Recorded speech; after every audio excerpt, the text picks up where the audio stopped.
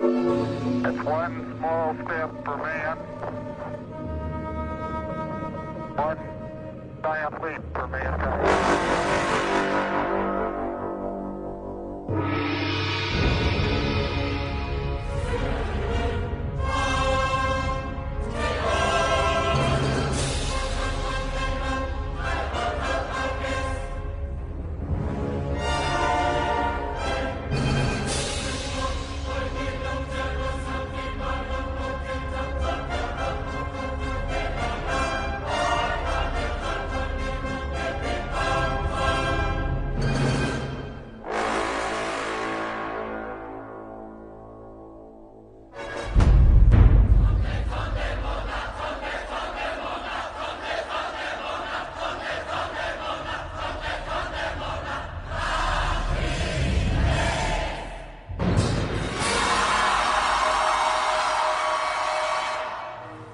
An unidentified flying object.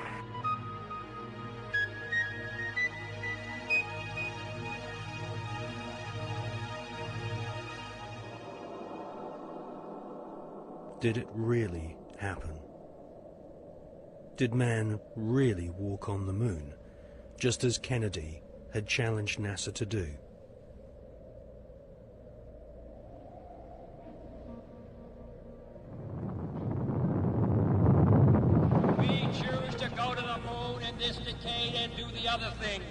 Not because they are easy, but because they are hard. The photos of Apollo 11 moon landing have been criticized as being too perfect and looking like they've been photographed inside a TV studio with spotlights. Bill Casing is an ex-Rocketdyne engineer who points out that there should be a blast crater underneath the lunar module, but there isn't. Award-winning filmmaker and photographer David Percy has written a book called Dark Moon, which shows that the famous Apollo 11 photographs were all shot using multiple light sources, something which can't happen if the astronauts were really on the moon.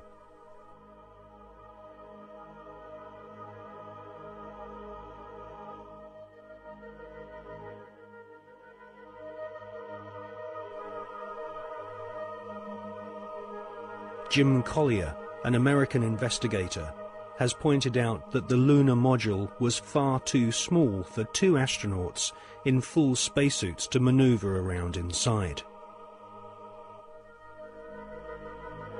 Jim Collier also believes that some of the footage showing the lunar module blasting off from the moon's surface has been filmed using a rotating model, just like the special effects techniques Hollywood blockbusters use today.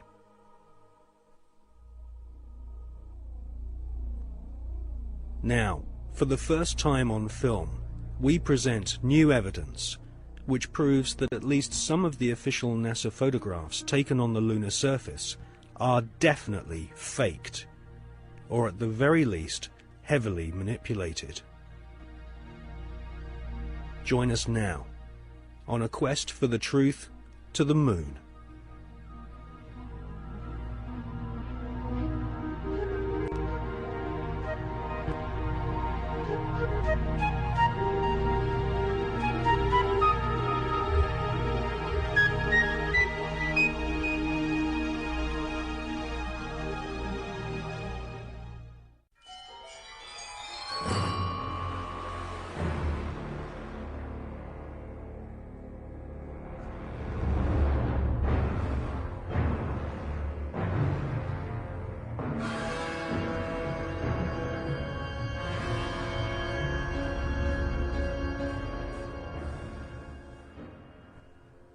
In this film, we shall not only prove beyond all reasonable doubt that many of the official NASA images of lunar exploration are fake, but we shall also examine the motives for the biggest lie put before the world.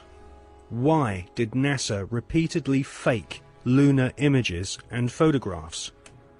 Why did NASA stage lunar expeditions which did not happen? The answer will surprise you. It can be summarized in just two words: money and UFOs.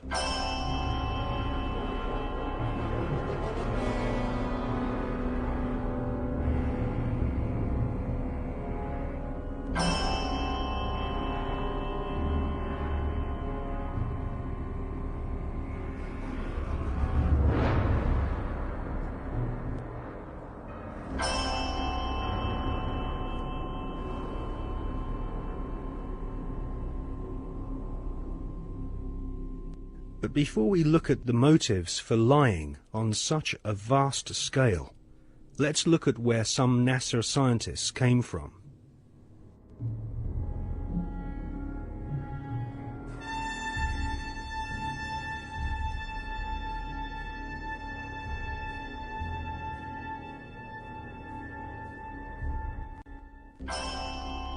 Peenemünde, Nazi Germany. For centuries, warmongering nations had been using primitive rockets as a weapon of war. China, Britain, and of course Hitler's Third Reich all used rockets to terrorize their enemies. Werner von Braun was an SS officer and rocket scientist. His team at Peenemünde designed the first cruise missile, the V-1 Doodlebug.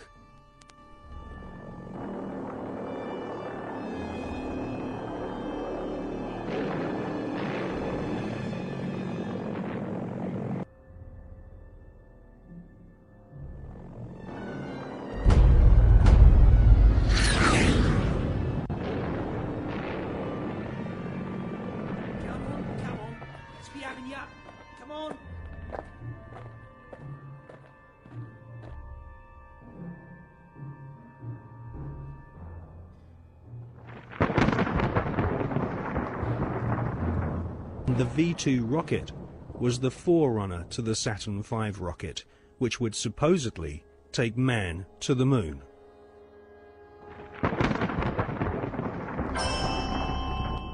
At the end of World War II, the American government were desperate to get hold of the Nazi rocket weapons, which had wrought havoc on the innocent people of Britain. The American government launched Project Paperclip, which secretly changed the war criminal files on Werner von Braun and his colleagues. Files which described these SS officers as an ardent Nazi were changed to read not an ardent Nazi. Werner von Braun, his team, and the rocket factory at Peenemünde, which had terrorized Western Europe, was transported to the USA, lock, stock, and barrel.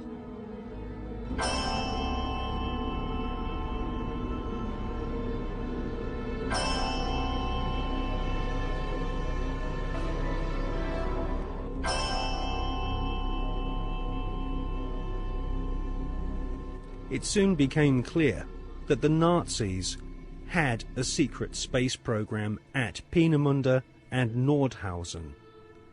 The Hannibal craft utilized alternative propulsion systems such as vril power, possibly back-engineered from recovered crashed flying saucers.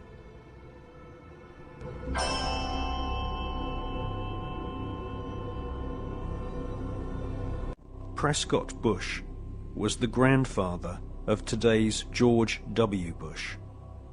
Whilst working with the Bank of America and the Jewish Warburg brothers in Wall Street, Prescott Bush helped arrange vast loans to the Third Reich. The Third Reich's space scientists used Jewish prisoners as slaves to build gigantic underground bases and manufacture the V-2 rocket, which would terrorize Europe during 1944 and 1945. At Nordhausen and other sites in Germany and Austria, Werner von Braun and his team of Nazi SS engineers built vast laboratories and rocket factories. The interior of an entire mountain was excavated to accommodate a secret space facility which was no less than 1 million square feet.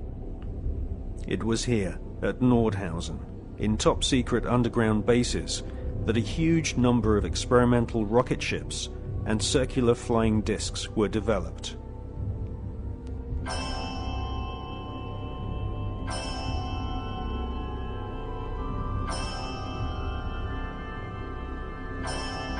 The prototype V7 craft was powered by engines manufactured by BMW.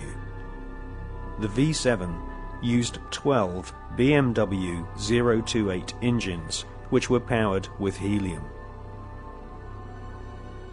Radical fuselage shapes were developed, which would later lead to the emergence of stealth aircraft and the cruise missile.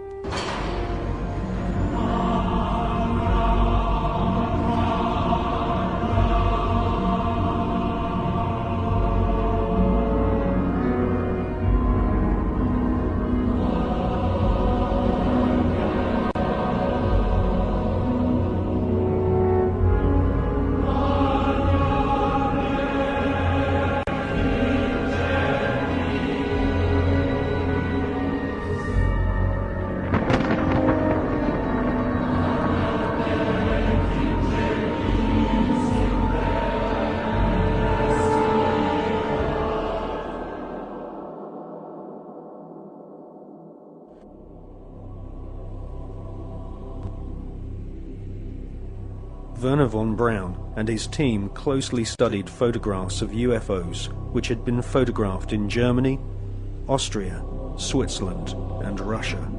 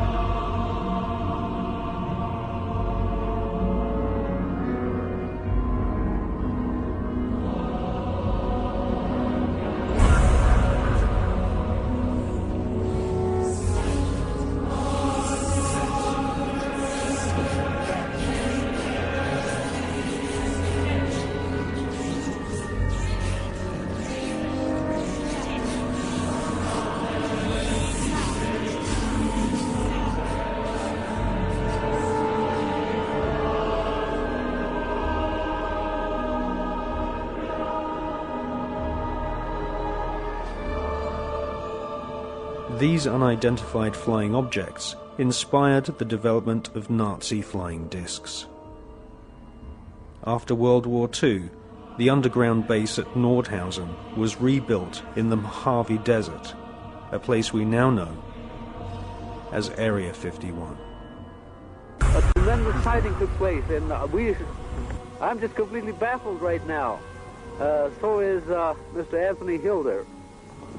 Example of one of the many objects seen regularly in Las Vegas. Very bright object, just basically hovering over Las Vegas. 5:30 p.m.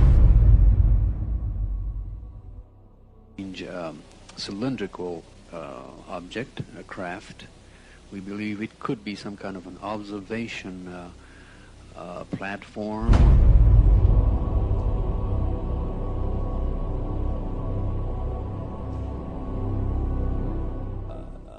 The volume of evidence is that the space program that appears on the television news and has done these last few decades is actually only there as a movie to hide the real program, which is actually exploring things that these guys already know are there.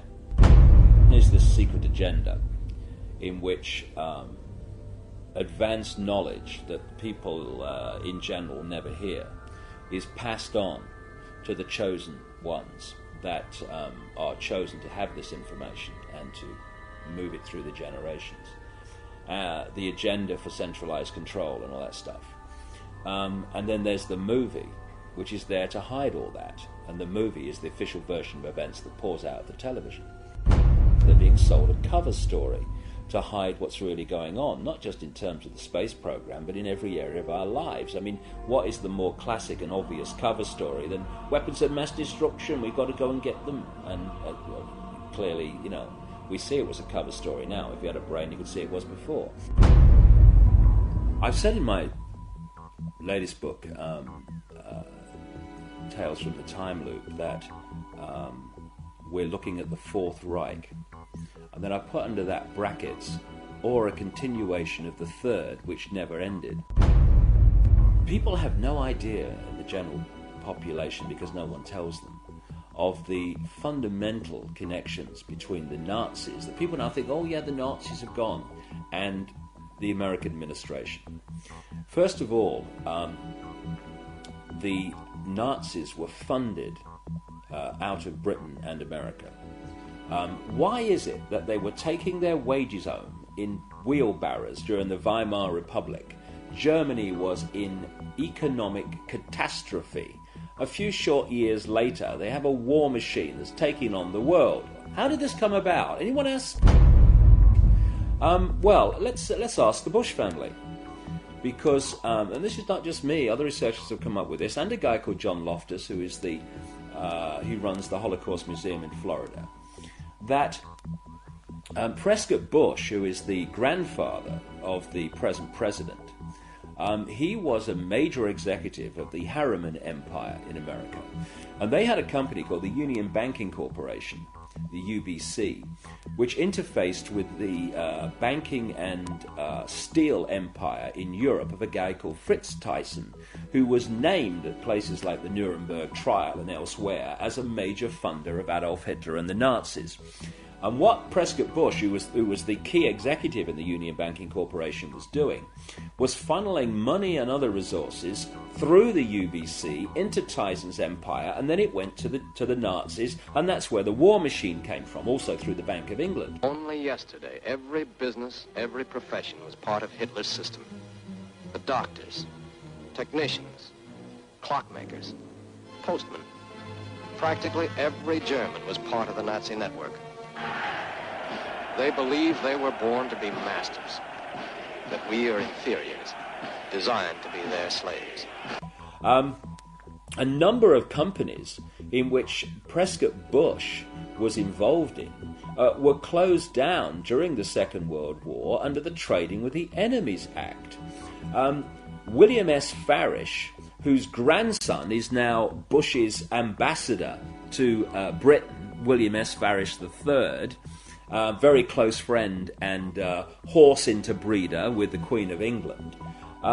His grandfather, William S. Farish, was president of Standard Oil, the Rockefeller Oil Company, when it was exposed as supplying the Nazis with oil during the Second World War, while they were supposedly in conflict with America.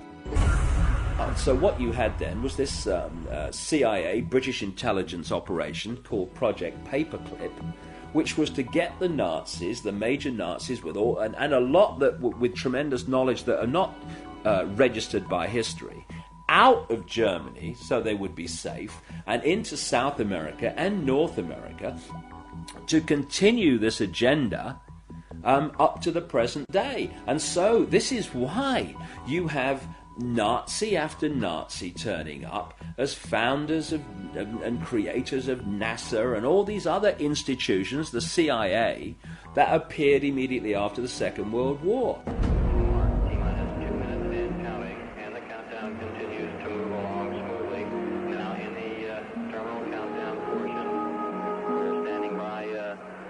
To begin pressurization of the fuel tank, the second stage fuel tank pressurized, third stage fuel tank pressurized, the countdown continuing to move along smoothly, T-minus 90 seconds.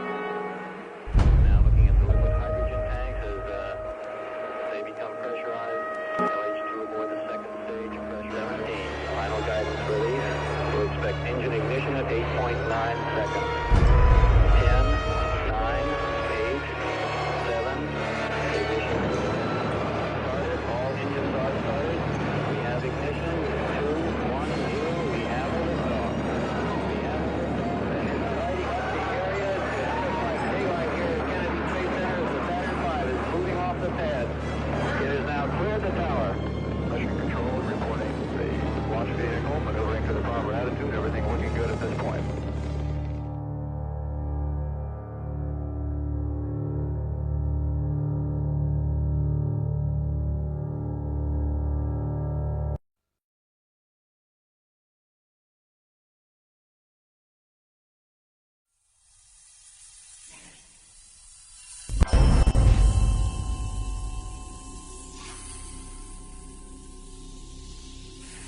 In 2003, the skeptical magazine Fortean Times claimed that no such craft or Nazi secret space program had ever existed.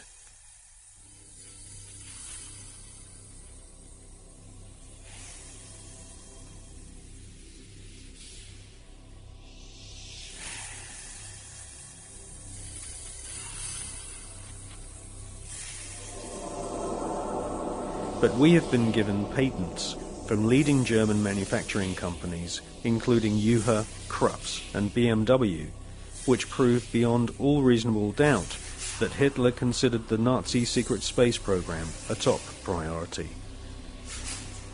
And more than 15 billion Deutschmarks were spent developing craft of all shapes and sizes.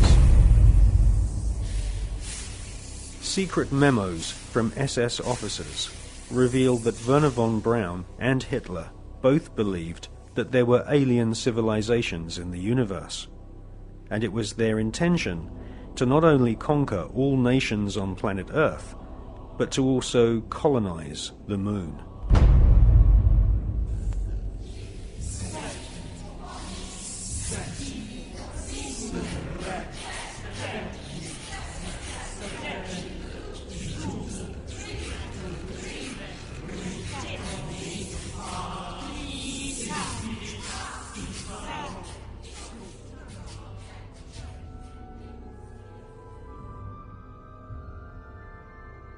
Gentlemen, the conquest of outer space is the greatest technological challenge of the age in which we live. The first decisive step in the conquest of space will be the placing of an object into an orbit wherein it will indefinitely circle the Earth. 1954. Sputnik 1 shocks the world and puts the USSR way ahead in the Cold War. Sputnik 2 takes a dog into space, the first living creature to leave the face of planet Earth. Russia then shocks the world by sending an unmanned probe to the moon. Meanwhile, the US Army plan Project Horizon, a plan to colonize the moon with Americans. This plan was soon abandoned when the true nature of the hostile environment of outer space was discovered by American and Russian scientists.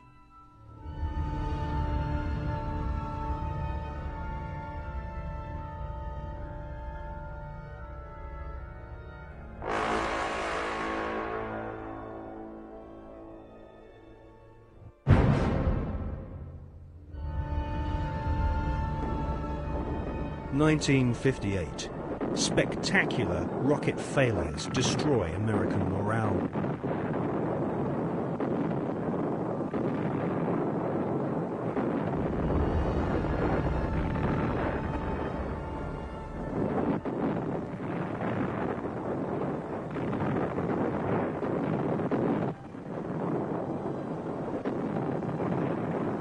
The Explorer 1 space probe confirms planet Earth is surrounded by dangerous radiation. Radiation so powerful that it could cause nausea and cancer.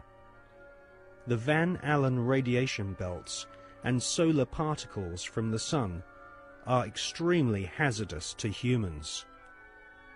Space is also full of micrometeorites which can rip through spacesuits and metal in the blink of an eye. Meanwhile, Russia celebrate getting the first man into space, Mr. Yuri Gagarin.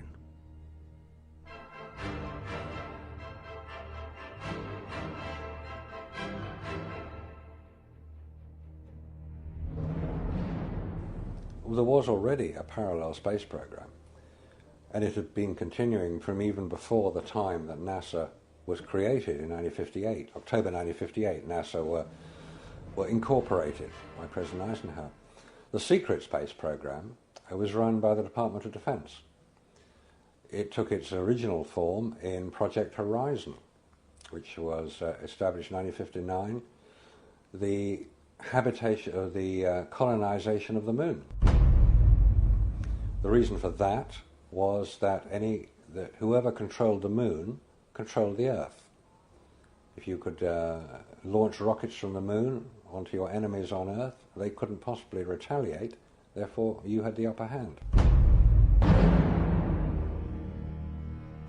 There was a serious attempt, certainly a serious investigation, to put man on the moon and keep him there. So the secret parallel space program continues to this day. There is a military space shuttle, and even the ones that we see from Columbia onwards are designed according to the specification of the Department of Defense. If you look at them, they will carry spy satellites into orbit.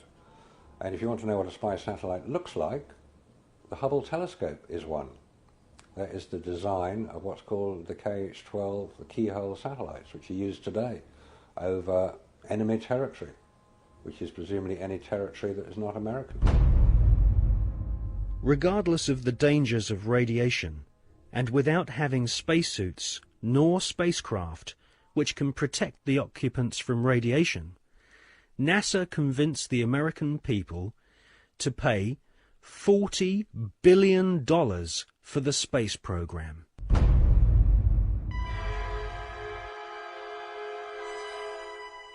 The most lethal forms of radiation, of course, are at the higher end of the spectrum. That's gamma rays and X-rays. We know what ultraviolet can do. If you stay out too long in the sun, you get sunburn and skin cancer and die, and it's all very sad. But gamma rays, and X-rays especially, are particularly lethal to humans, unprotected humans. There was no protection that I have been able to identify. I've found no reference to it. I found nothing that will tell me what level of protection is offered, so I have to assume none was. I've contacted the manufacturers of the spacesuits, and they said there was no radiation protection built into the spacesuits, because I asked them if these same spacesuits could be used by technicians to go to Chernobyl or 3 Mile Island, because the nuclear reactors produce the same radiation as produced in space. They said no, not advisable, no protection. Ex-Nazis were now in charge of vast amounts of tax dollars. In today's value, the Nazis at the heart of the NASA space program were given more than $600 billion. All NASA had to do was announce a new space project, and the money was handed over so that the American government could save face in the Cold War. Alan Shepard and John Glenn were blasted into space using equipment which was still in the prototype stage. John Glenn reports UFOs to Mission Control, which he describes as looking like fireflies, similar to the Foo Fighters reported by pilots during World War II. Werner von Braun and Hermann Oberth were later to confess that they both believe alien life forms exist and may have already visited planet Earth in the past. NASA soon learned that we are not alone in the universe.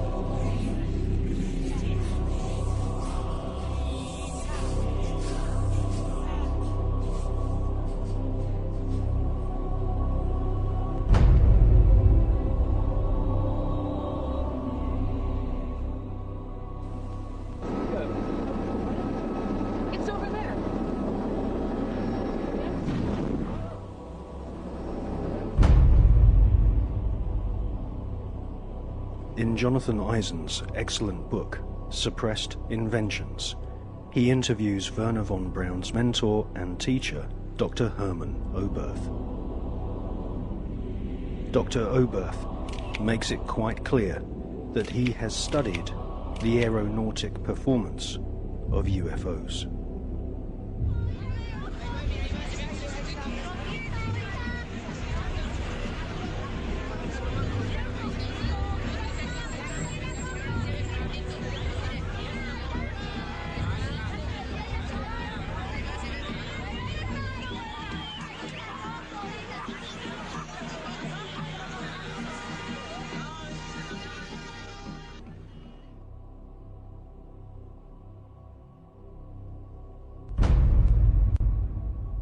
In 1972, Dr. Hermann Oberth made the following statement. Today, we cannot produce machines that fly the same as UFOs do. They are flying by means of artificial fields of gravity. This would explain the sudden changes of directions.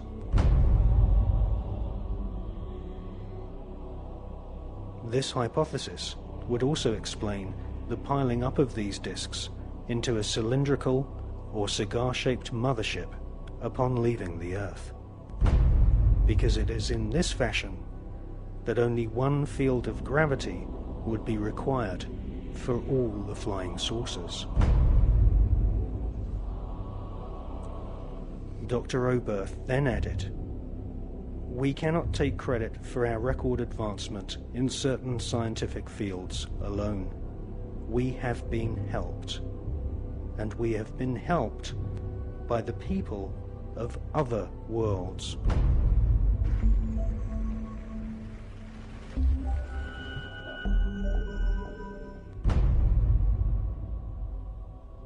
Dr. Hermann Oberth was the greatest pioneer of astronautics.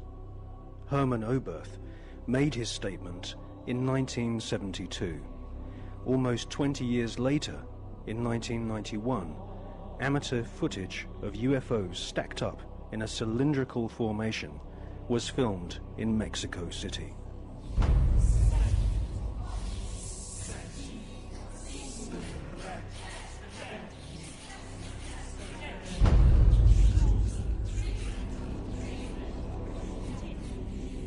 It's a monopoly that is being conducted through science about the possibilities of finding life in a different planet or satellite in the space. We have many other reasons to believe that NASA has been lying in every respect. It's very difficult to know if the politicians know the real truth or not. We know that there is government inside the government.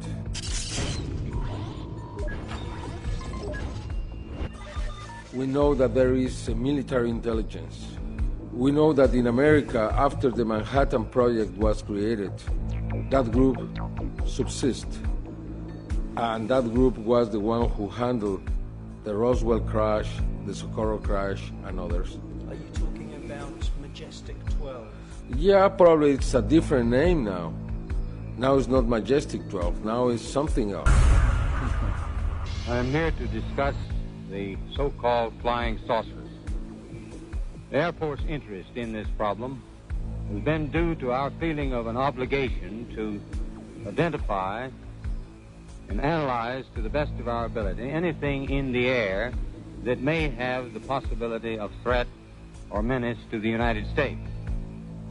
In pursuit of this obligation, since 1947, we have received and analyzed between 1,000 and 2,000 reports. It's very difficult to know if Bush and Blair and others are puppets, or they are innocent, or they are the mastermind. What we really know is that there are many who decide together what to do in any kind of situation.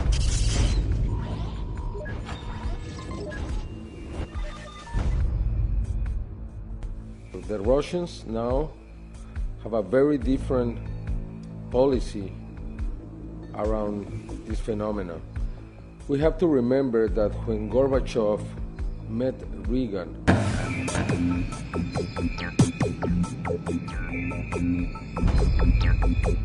many times he asked about the technology that the United States have obtained from the others. And always Reagan, joking, replied to Gorbachev, "What did you do with it too?" They never said we are speaking about alien technology, but many times they spoke about the other technology. And we know that Gorbachev renounced to the race, the Cold era, because he learned that the United States had technology from these beings. From the Greys. From the Greys.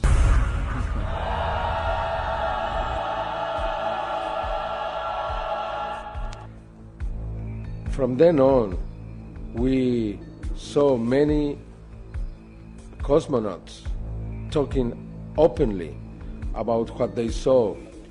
We have different videos recorded by these cosmonauts where you can see strange things floating in the space. Non ho fatto in tempo a prendere la macchina fotografica o una videocamera perché è sparito tra circa 7 secondi. А где вы летели? На какой части Земли? Eravamo sopra il Newfoundland. Terra nuova. We have also something very important, which is a video taken inside the space agency in Russia, where you can see the Mir surrounded by dozens of bright objects. This is Mission Control Houston. We are using the payload bay cameras right now to hopefully catch a glimpse of the Russian space station Mir as it performs an on-orbit burn. The payload bay cameras are positioned such that they're looking straight back behind the orbiter, where the Mir is flying at about 850 nautical miles behind us.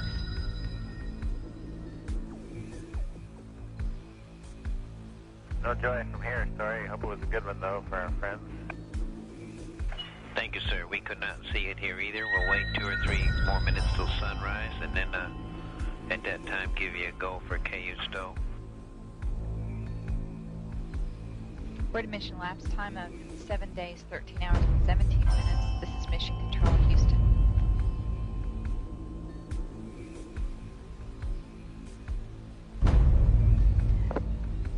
The Mir space station is now visible.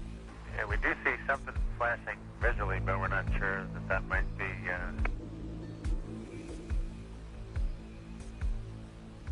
This shot was obtained by the shuttle, by the Americans. NASA never released that piece of video. It means that we have two different positions. One that is openly saying, yes, we have experience out in the space. That's the Russians. The Russians. And we have the other, which is the NASA explanation that there is nothing in there. They don't release anything. We have to obtain every evidence from an outside source, but not from NASA.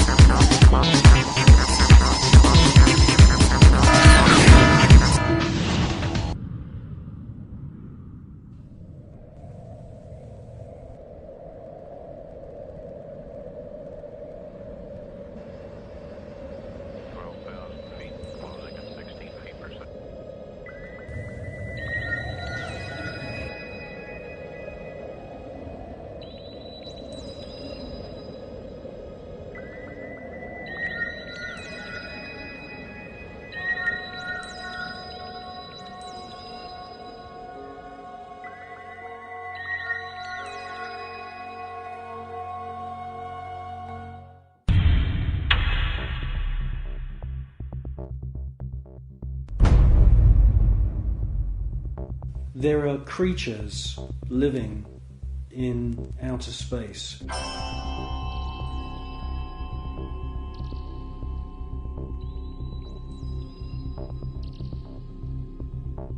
And I'm the first one to realize how crazy that sounds. Scientists would immediately say, well, that's impossible. There's ultraviolet radiation in space. Without having a craft around you, you'll die. Well, all I can say is that these, I call them space serpents, they do exist.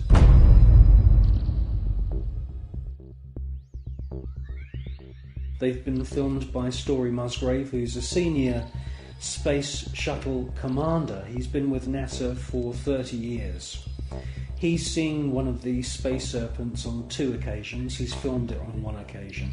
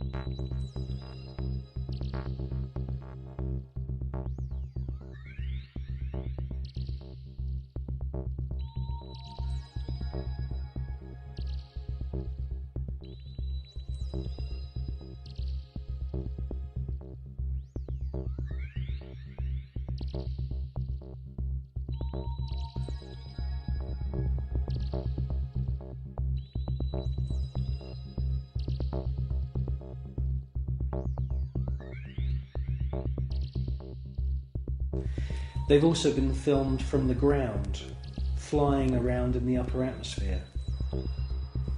Now, quite frankly, we don't know anything about the life cycle of these creatures, but they do fit in with the descriptions of other kinds of critters, other strange-looking creatures that astronauts from the very early days of NASA have reported.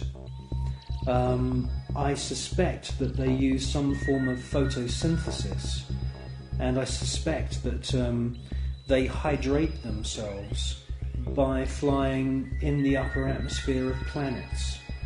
One important thing I must say, though, about these space serpents is that there are about 7 or 8 very, very important ancient sites, temple sites on planet Earth, most notably in Mexico.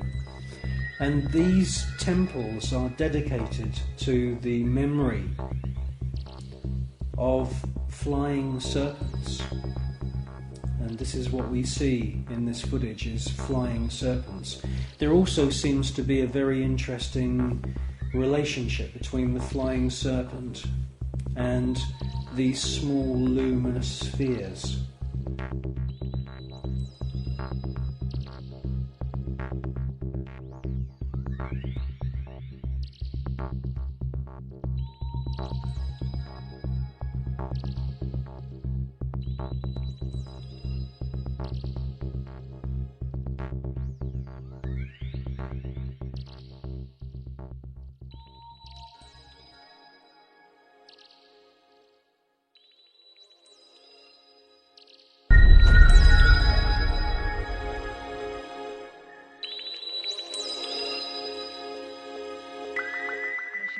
Houston, we are using the payload bay cameras right now to hopefully catch a glimpse of the Russian space station Mir as it performs an on-orbit burn.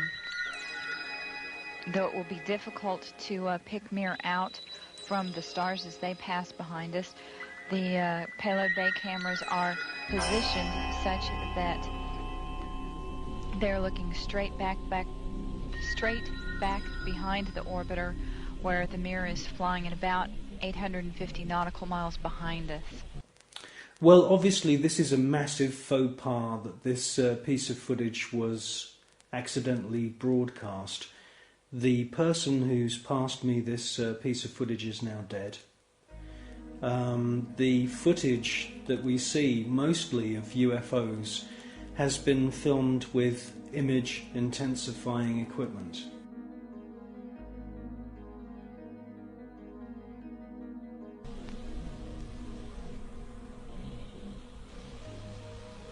No joy from here. Sorry. Hope it was a good one, though, for our friends.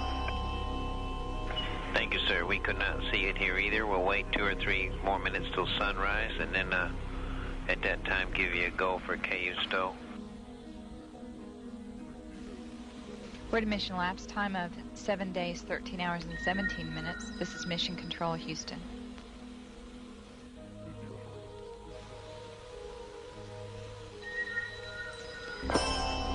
The Mir space station is now visible on the far left-hand side of the screen, about an inch from the bottom of this particular picture.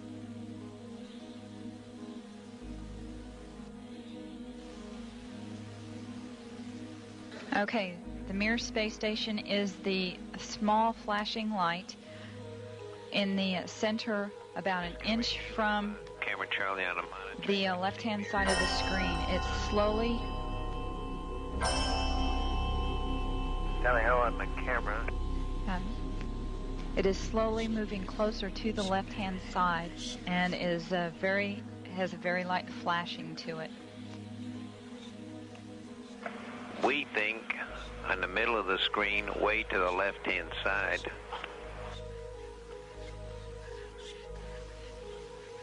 We think you can see a flashing light just a little bit to the left of the center of the screen, very faint.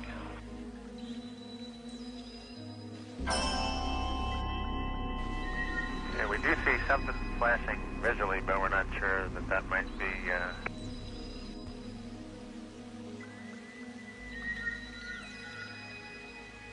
This is Mission Control Houston. Once again, we believe we were just able to spot the Mir spacecraft as it flies about 850 nautical miles behind us.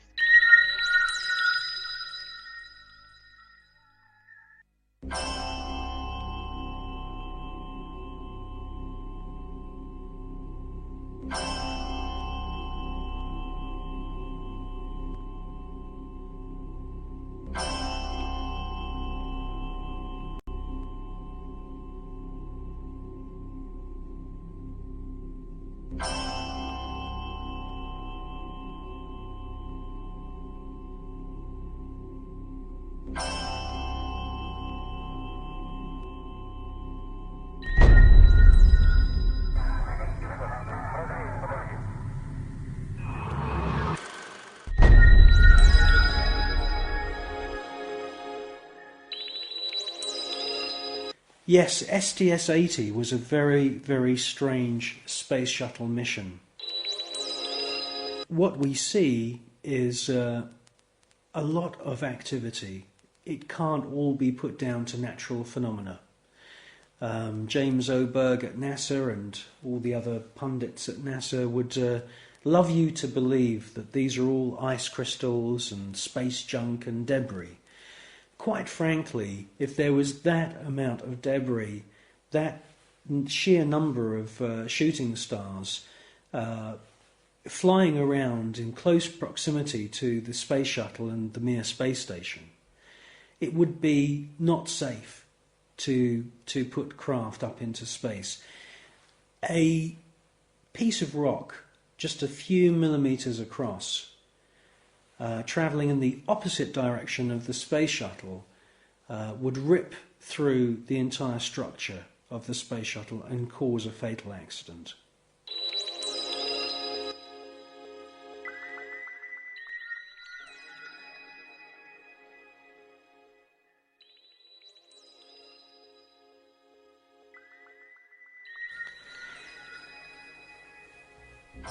Well, people always say to me, you know, if there's extraterrestrials and if there's UFOs, why don't they make themselves known to us publicly? Well, I think with the space shuttle mission STS-80, that's exactly what they did do. You see objects which are out of focus, or they are transparent in some kind of way. And the first one comes from behind the space shuttle, comes into the field of view, and they make their way to the upper atmosphere. That's at least what it looks like. It's joined by many others, and you get a kind of rough circular formation appearing. And then you get the piece de resistance, the last orb comes into the center of this formation, and as soon as it finds its position, it lights up. And then you can see a sort of dance of lights around this formation. Now, this suggests to me incredible intelligence. It suggests to me that they are saying, look at us, look how clever we are. And it's an astounding piece of footage.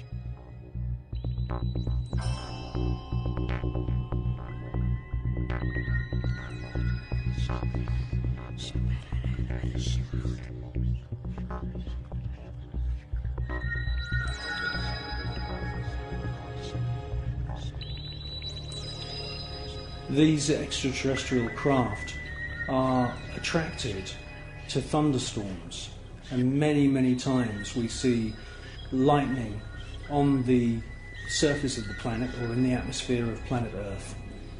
And as soon as these electric storms start, the UFOs swarm into the area. It's almost as if they're harvesting the electromagnetic energy within the atmosphere.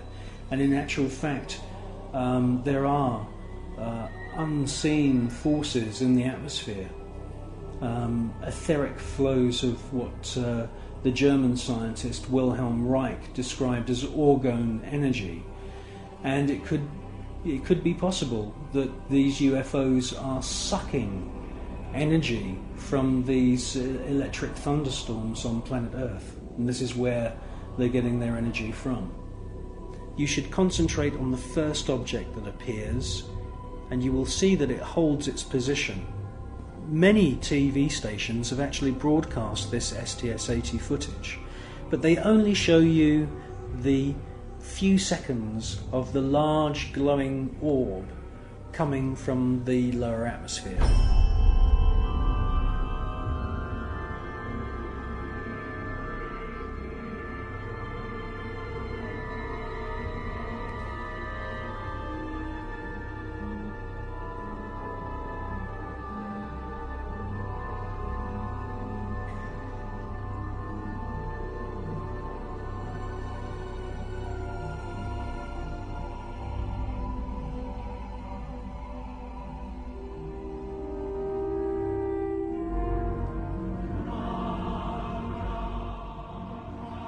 The cameraman who's operating the space shuttle camera is fully aware that the first object has held its position, and after the large orb has ascended from the lower atmosphere and the shuttle is moving away from the scene,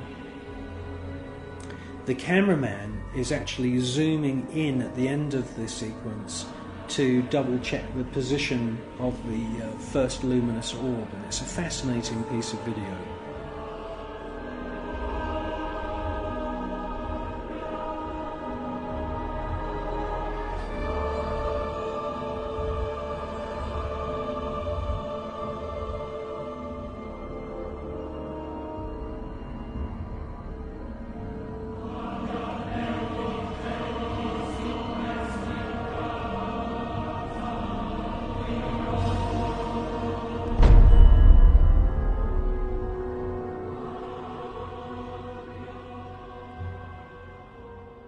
A few years ago there was an astounding book published. It's called The Day After Roswell, and it's written by a gentleman called Philip Corso, who's now dead. He had a military career that lasted more than 20 years, and during that time he served at the White House, and then he was a senior official at the Pentagon. And in this book, which is an astounding book, he clearly says that there is a war going on in space.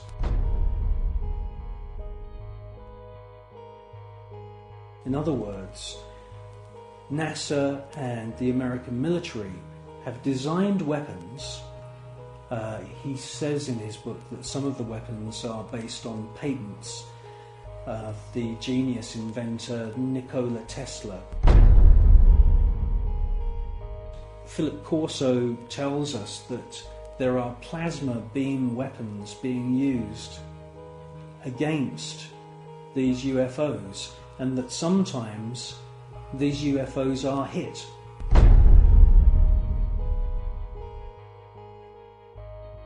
A special team then travel out to wherever it is in the world and collect the wreckage. Now, from the wreckage they back engineer any useful technology. In his book he clearly states that microchips, semiconductors, fiber optics, lasers, many other new metal alloys have all been back engineered from wreckage which they've collected from UFOs which have been shot down by the American government.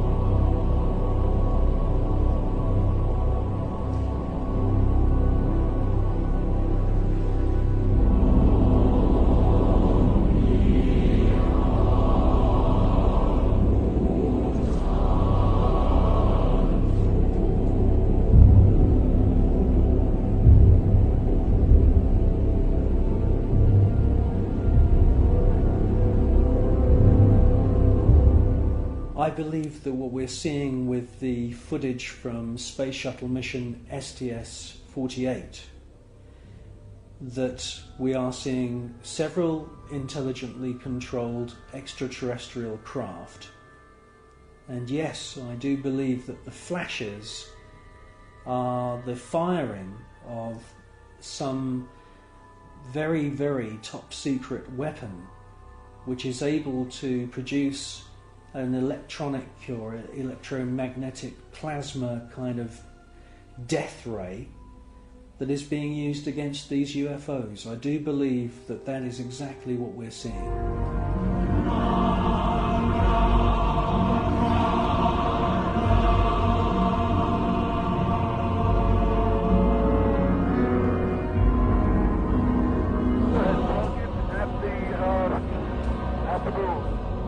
The tether has broken. It is going away from us. Get it on the TV. The tether has broken. Copy.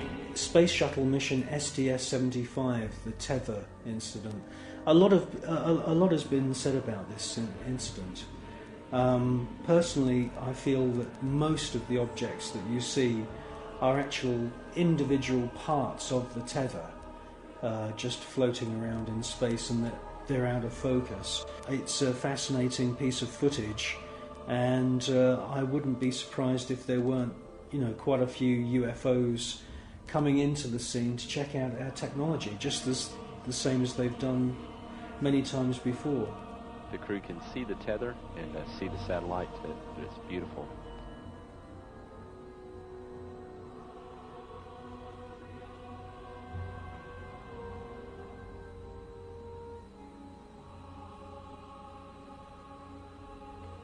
This view showing the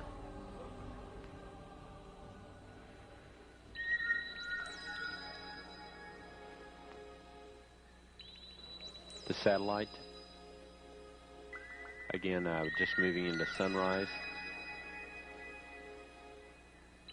81 nautical miles now from Columbia.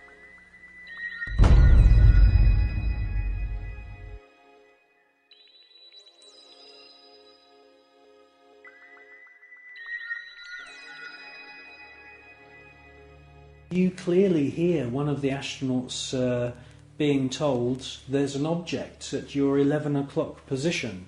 It's about your 10 o'clock, 11 o'clock going away. Don't worry about it. And the other astronaut, who's obviously in the know, says don't worry about it. Out there. I'm not sure what you're talking about.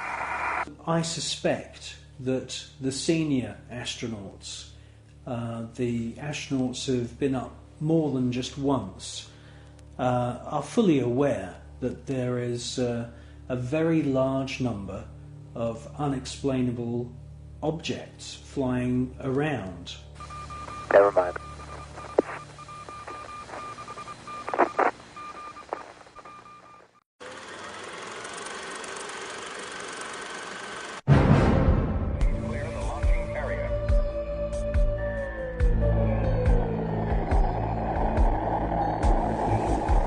NASA spent gigantic sums of money during the 1960s, but most of it was spent on the ground, not in space. Huge American corporations, many of which were manufacturing hardware for the military, made gigantic profits designing space vehicles and, more importantly, life-sized models of spaceships, and even huge stage sets resembling the lunar surface. Someone in NASA had realized that after taking billions of dollars from the American people, if they couldn't make it to the moon, they would fake it to the moon. Obviously, if you're going to somewhere that nobody has been before, you need to have a simulator which recreates that environment as closely as you can. If you're going to the moon, you recreate the surface of the moon. And here we see a section of the lunar surface created. It's about 30 foot high, 30 foot long, 35 foot long. Scale is given by the two people standing in front of it. There were plenty of simulation exercises, but the point is, and this should be taken into account in virtually everything that is discussed with the Apollo program. 400,000 people may have worked on the program in total, but none of them had a need to know more than his own job required. The people who were making the rockets didn't know what the people who were making the spacesuits were doing, because they had no need to know about that. Their job was to make the best models and the best simulation of the lunar surface that they could. And if we come up to this picture here, we see the 3 scales on which these models were built. We have here the whole moon as one unit. It stands about 20 foot high. We have here behind it a section of the surface of the moon. You'll notice it's curved. And here we have a more detailed section of the lunar surface. What you're saying is that the images which we're told show a camera pointing out the window of the lunar module as it's coming into land on the moon could well have been filmed previously using these large-scale models. That's right. It could well be that what we are looking at are films of realistic models. We have no means of knowing if they were actually taken on the lunar surface, or whether what we're watching is part of the simulation exercise and the training exercise. And you'll notice here on these models there is a camera track. A camera starting at this end, coming down here, would approach the moon, or appear to approach the moon, and become ever closer towards it. It's exactly what you would expect to see if you were flying to the moon. This is a simulation rig that was built. This is the command and service module of the Apollo program. And you'll notice that the window here looks out onto a block here. And there's another one here. They're curved. These are the screens onto which the lunar surface was projected as the craft made a simulated approach towards the lunar surface.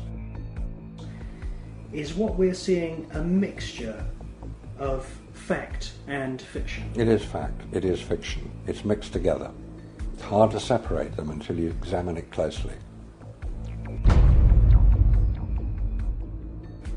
If a spacecraft is in deep space, the only possible explanation for a light seen through the window of the spacecraft is the sun. It's the only bright light in space.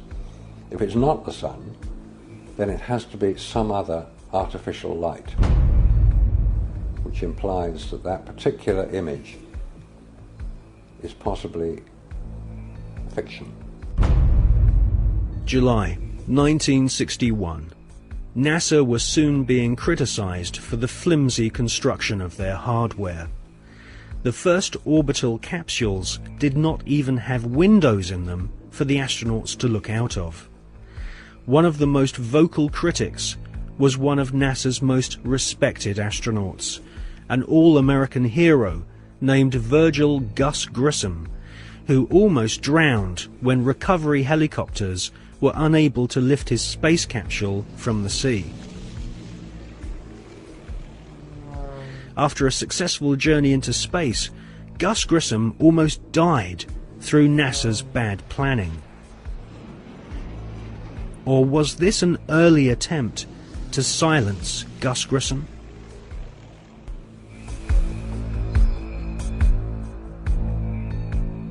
May 1963. Astronaut Gordon Cooper experiences re-entry problems in his Faith 7 rocket ship.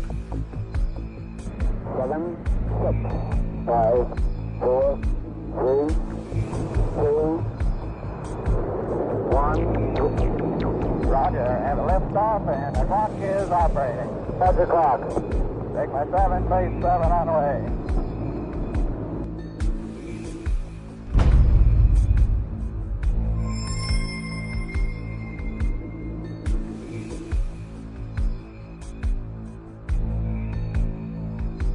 The prototype lunar module, known as the LIM, had serious stability problems.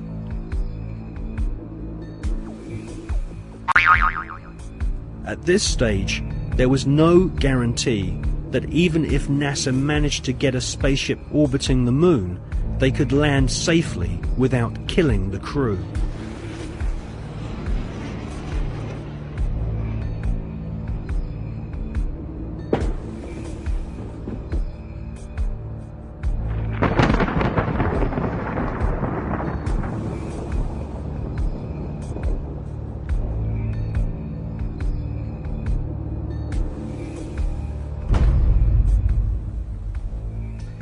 the footage which we see of the limb approaching the moon be filmed in a TV studio? It was filmed in a TV studio. There's absolutely no doubts whatsoever about that. And the way that this film was created was by the use of models. There's nothing secret about the models. They exist. You can go and see them today. The models were very lifelike, very realistic. There is one that is a life-size model. It's in Flagstaff in Arizona. It's 2 miles long, and it's an exact replica of the Sea of Tranquility.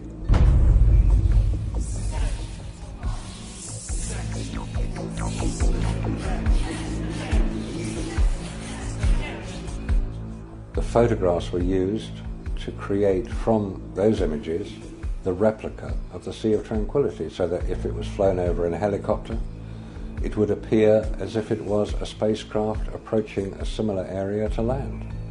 So yes, all the scenes of the lunar surface were filmed on Earth.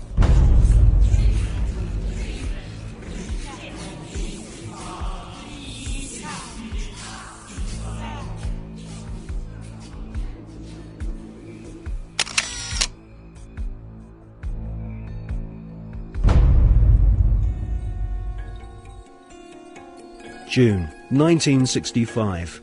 Gemini 4 is launched and the first man walks in space. Like the quantum started. I'm going to drag a little bit so I don't want to fire the gun yet.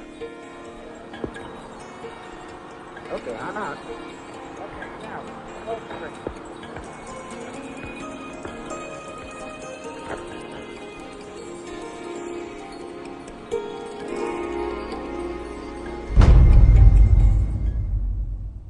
Extensive rehearsals at docking spacecraft were performed in low Earth orbit. Everything was recorded on film. This footage would later become invaluable as NASA sought to fake the success of the Apollo missions. Meanwhile, more problems occurred. On Gemini 9, the second spacewalk had to be cut short due to problems with the astronauts' oxygen supply. On Gemini 11, another attempt to walk in space was curtailed due to fatigue. Was this a sign that cosmic radiation caused nausea and fatigue?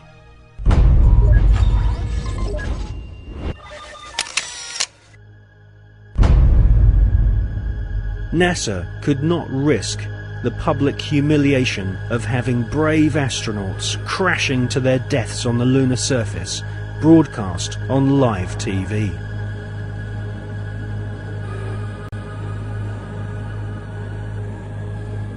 NASA's Nazis knew that a major catastrophic failure on the moon would cause the billions of dollars of funding to be immediately cut. Anyone with the most elementary grasp of science could tell that the Saturn V rockets were merely big versions of the Nazis' V-2 killing machines.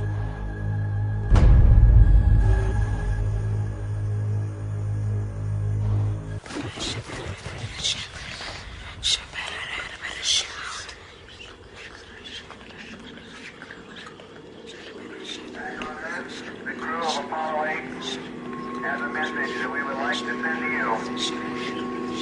In the beginning, God created the heaven and the earth.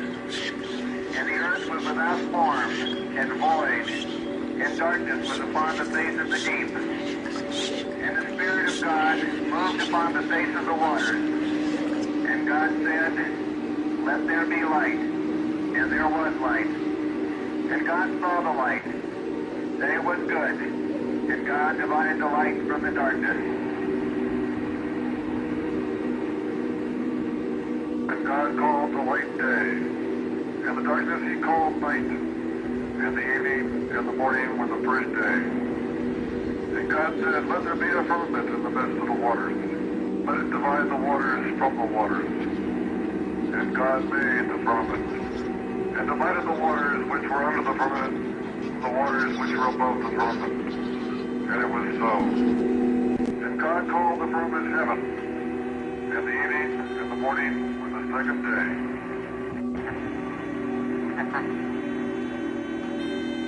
God said, let the waters under the heaven be gathered together into one place, and let the dry land appear, and it was so. And God called the dry land earth, and the gathering together of the waters called he seas. And God saw that it was good.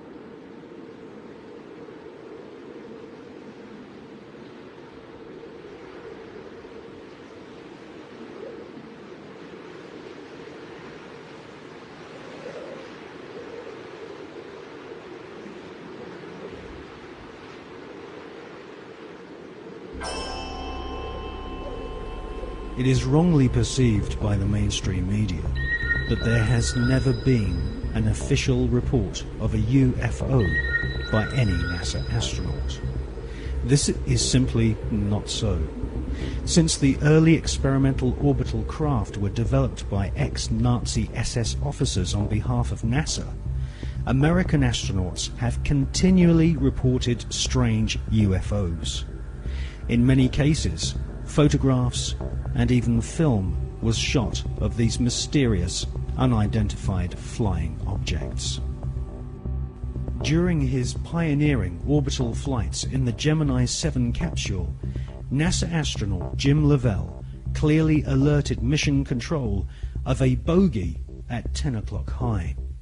Capcom at Houston asked James Lovell if he had an actual sighting of a UFO. Lovell answered, "We have several, an actual sighting." Gemini 7 here, Houston, how you read? That's clear. 7, go ahead. I told you at 10 o'clock high. This is Houston. Say again, 7? I said we have a bogey at 10 o'clock high. Roger.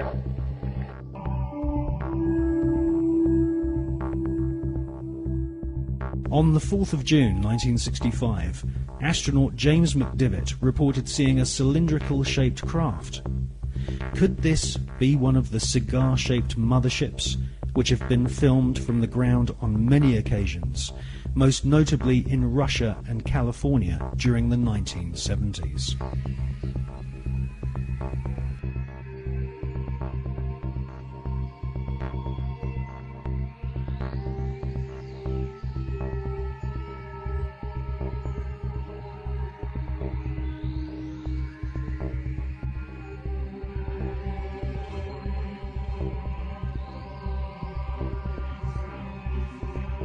Former astronaut Gordon Cooper has publicly stated that his interest in UFOs was one of the reasons why he became an astronaut in the first place. In 1978, Gordon Cooper attended a meeting of the Special Political Committee at the United Nations General Assembly in order to discuss the UFO phenomenon. In a letter signed by Gordon Cooper, he said, "I believe that these extraterrestrial vehicles and their crews are visiting this planet from other planets. In 1951, I had the opportunity to observe flights of UFOs of different sizes flying in fighter formation from east to west over Europe." In a tape-recorded interview given by Cooper in 1973, he stated, "For many years I have lived with a secret, in a secrecy imposed on all specialists in astronautics.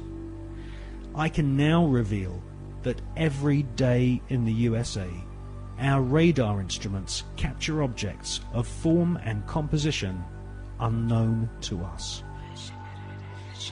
I wonder, did you have anyone call you about a strange plane or airplane or something in the air? Where? It was coming down Sampson Drive. I don't know what it was. It was a flying saucer. What did it look like, ma'am? It was like almost like an iridescent color. It was like a bluish purple. I could see a red glow up in the sky. It was huge. People are serious. They're very upset. Whatever it was lit up, I mean literally, if you were underneath it, you could see it would be like daylight with red light. It changes colors from white to red to green. The sucker has not moved. We have multiple departments right now that have sightings on it.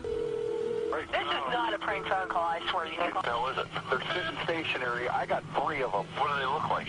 I've got 4 discernible colors. I got red, yellow, green, and blue.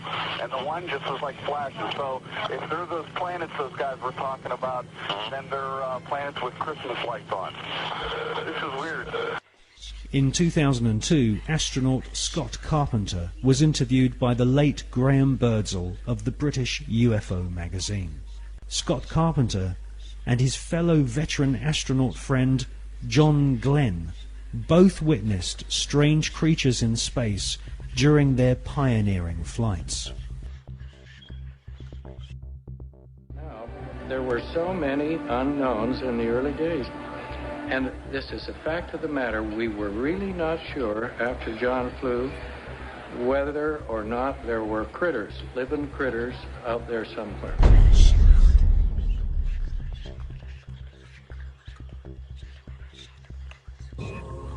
После этого, значит, у нас тот закрутится, мы все ведем, потом начинает проверять.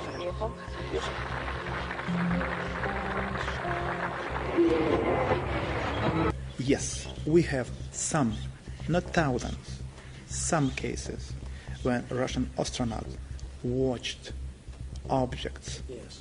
Very, maybe few, not so far from the space station.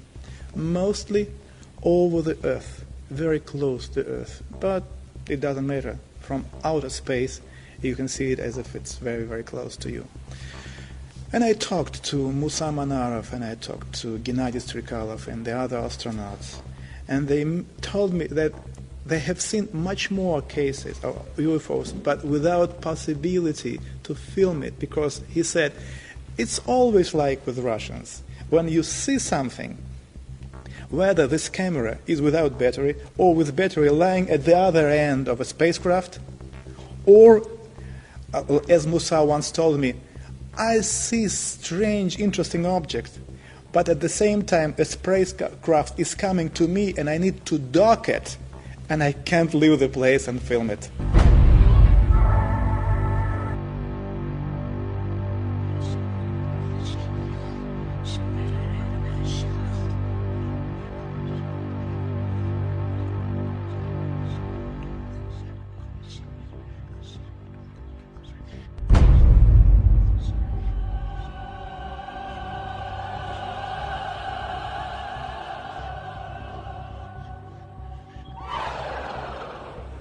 You know, we have been investigating this particular question, and we came to very interesting conclusions.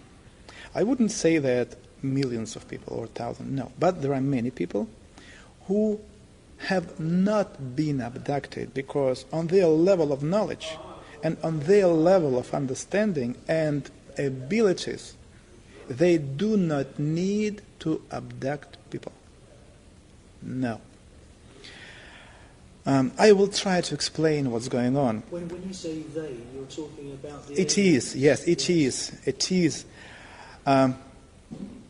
When it is are flying here, there are some kind of scientific expeditions which are visiting the planet.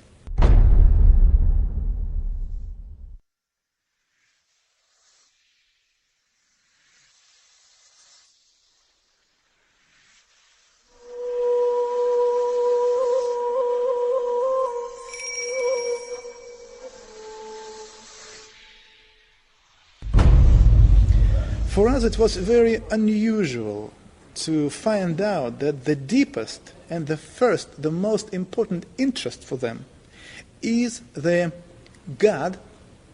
Who is He? They are looking and searching for God, yes, and His creation, ways, understand everything. And they can learn it only in one way, if they learn and check how big human groups are behaving kind of a invisible influence and how people are reacting. At the same time, there is another very interesting technology. When they meet a person, they take from a person kind of an informational hologram. This hologram, which any human being have, contain in itself information about previous lives, about present life, and something about possible future.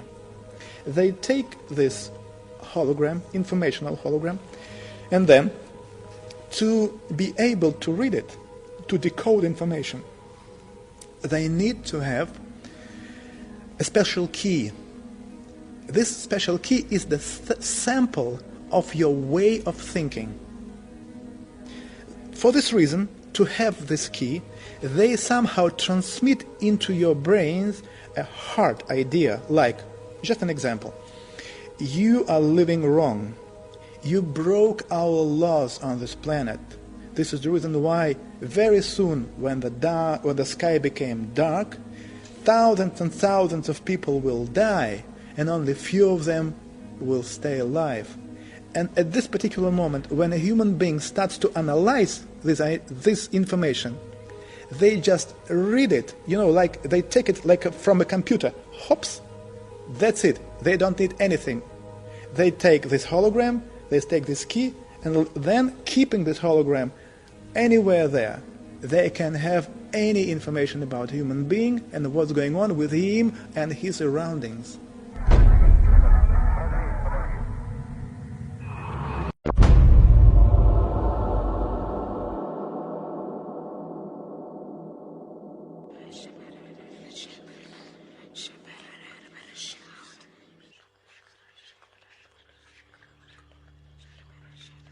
Regardless of whether the Apollo moon landing was faked or not, an interesting photograph hangs on the wall of the Sanctuary of the Scottish Rite Masons in Washington, D.C.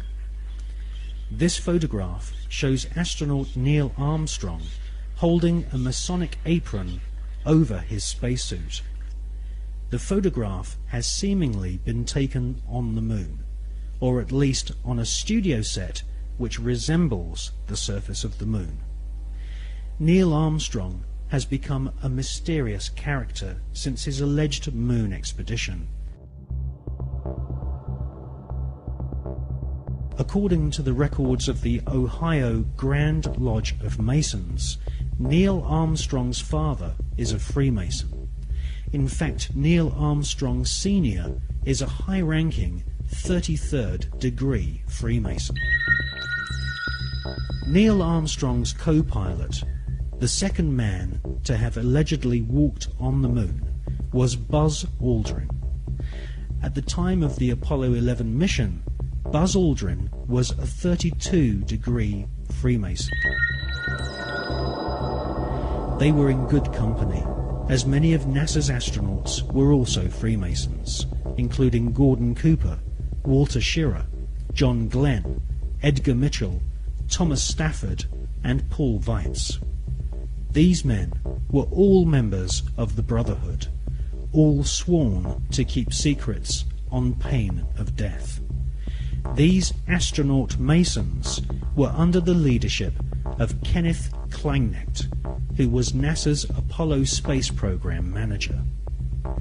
According to an article and photograph published in the Masonic magazine Scottish Rite Journal, upon his return from the moon, Brother Buzz Aldrin presented a flag to Sovereign Grand Commander Smith, who was the Supreme Commander of the Supreme Council of 33rd degree Masons of the world. The flag Buzz Aldrin presented had been taken to the moon on Apollo 11. According to a Masonic lecture delivered at Beauverde University in 1994 by American Masonic historians, astronauts Buzz Aldrin and Neil Armstrong performed a Masonic ritual exactly 33 minutes after touchdown on the lunar surface. they temporarily planted the international flag of Scottish Rite Freemasonry, which features a large double-headed eagle. Therefore, the eagle has landed. Override off. Engine arm off. 13 is in. We copy you down, Eagle. Houston, Tranquility Base here. The Eagle has landed. Roger, Tranquility. We copy you on the ground. You got a bunch of guys about to turn blue. We're breathing again. Thanks a lot. And we're getting a picture on the TV.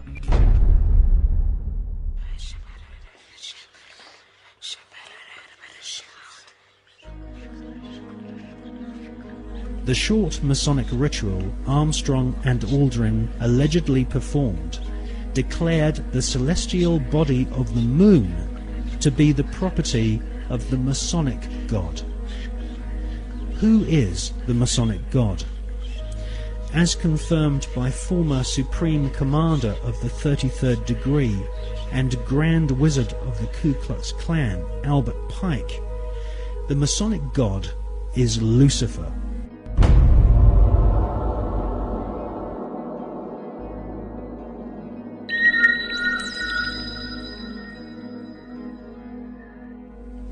The name of NASA's space program, Apollo, according to the Holy Bible, is actually an alternative word for the devil.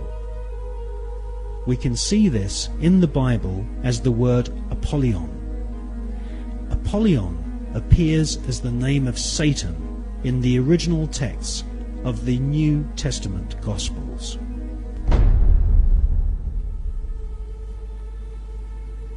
Like Christopher Columbus and many explorers before them, Armstrong and Aldrin used a flag to claim territory for their monarch.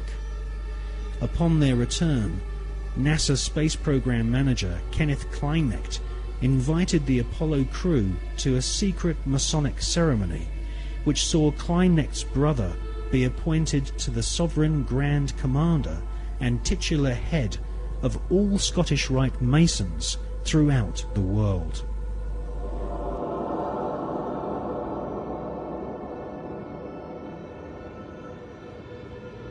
Once you learn the occult significance of words such as Apollo, Columbia, and Atlantis, you will realize that the occultically inspired murdering Nazis who developed NASA's space program have used names which are part of ritual, magic, and the occult.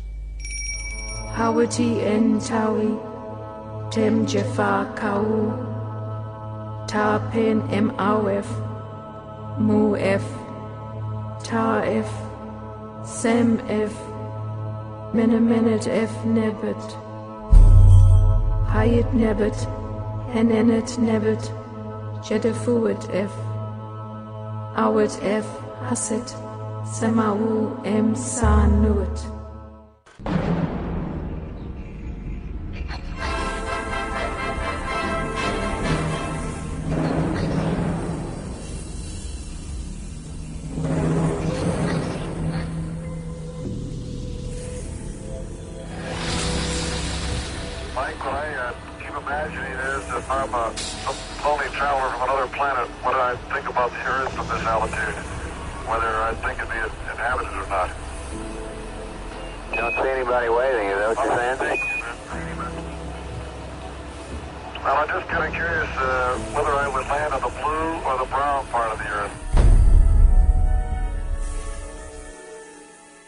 On the dark side of the moon, the secret face of our satellite planet, which only a few men in living history have ever seen, there lies a star-shaped crater called Parsons Crater, named after the rocket scientist John Parsons.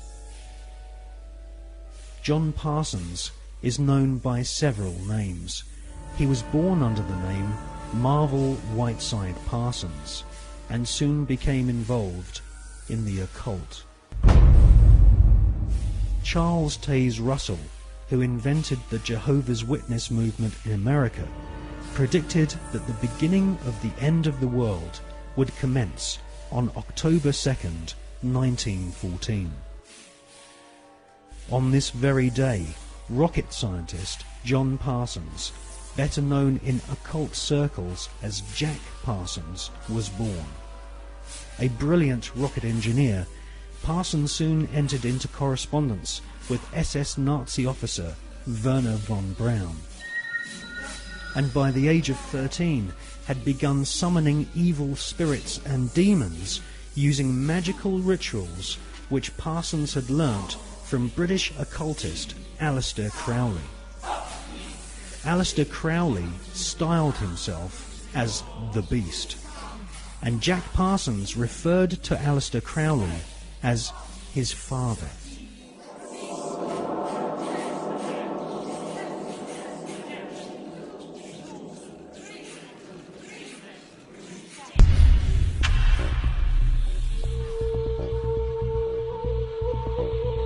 Grand Master of the Priory de Sion, Jules Verne, had written several books which strongly influenced the mind of the young Jack Parsons.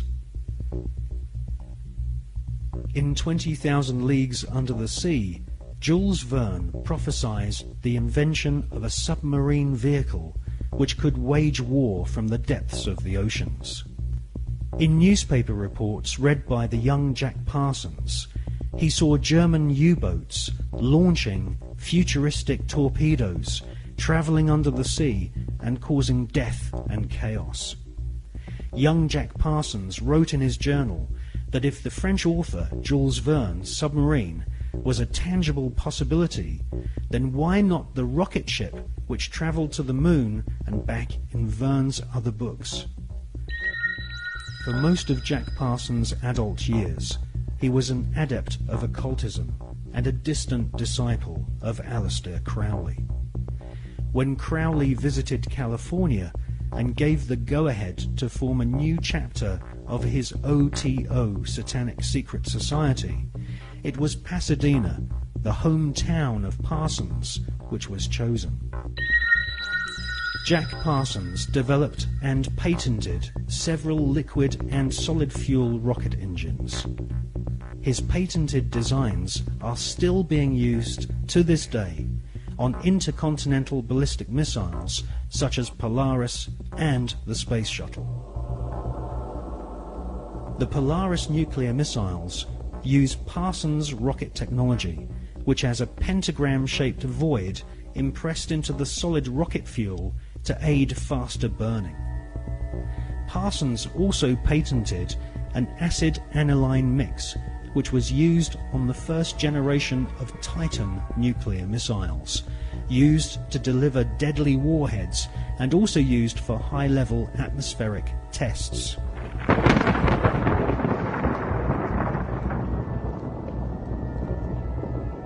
Coincidentally, Jack Parsons' occult mentor, the British beast Aleister Crowley, used to often call himself the nickname Titan.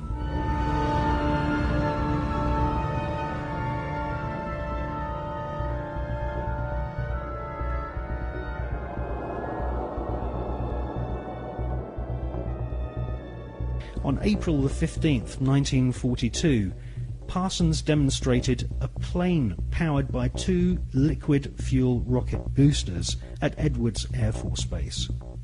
The test was witnessed by Alfred Ledding, who fronted the US military's Project Sign, which investigated UFOs and helped cover up the phenomenon for decades.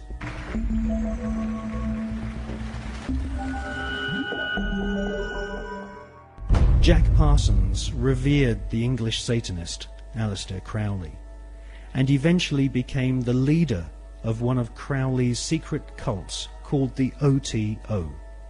The OTO, or Ordo Templi Orientalis, claims descent from the Bavarian Illuminati, which had been revived by Adam Spartacus Weishaupt on May 1st, 1776, and had approximately 2,000 members in Masonic lodges in London, Paris, Copenhagen, Amsterdam, Munich, and Ingolstadt. The Illuminati was essentially controlled by European, Germanic, Jewish aristocrats, who sought to replace the Church government system and national identity of nations with an Illuminati-controlled superstate. The Illuminati was eventually outlawed in Europe, and the founders fled to America. They then fragmented their maverick secret society into fraternities operating from the campuses of Yale, Harvard, and Princeton.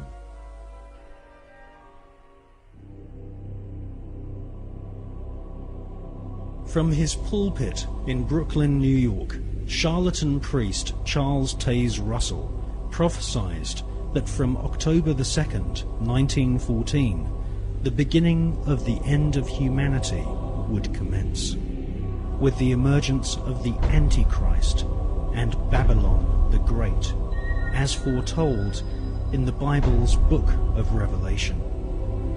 Jack Parsons, born on that prophetic day, would later attempt to invoke the incarnation of Babylon and also sign an oath stating that he was indeed the Antichrist.